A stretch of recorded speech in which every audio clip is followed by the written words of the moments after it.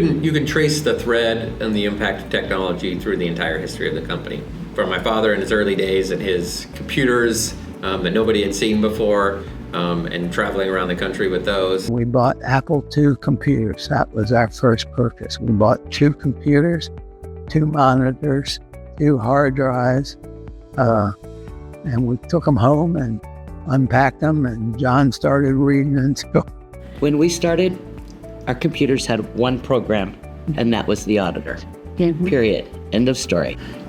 So much of what we did when I started was so manual, and the program we used was, very old code, very old language, it's very antiquated. It was like you had the computer, but everything you had to input into the program was so manual. And when the internet came, all it enabled me to do was to be able to put the program online where people could come to us and do the typing, and that's how we got into the billing business. So we moved from being auditing primarily.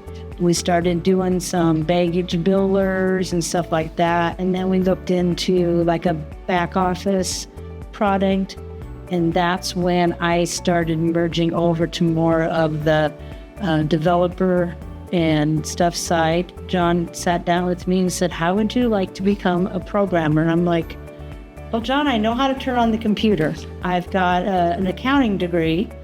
But he's like, that's what they wanted. They wanted somebody that knew the tariff already to do the programming. One of my first kind of jobs here was we made a requirement that every customer had to have email in order to work with us.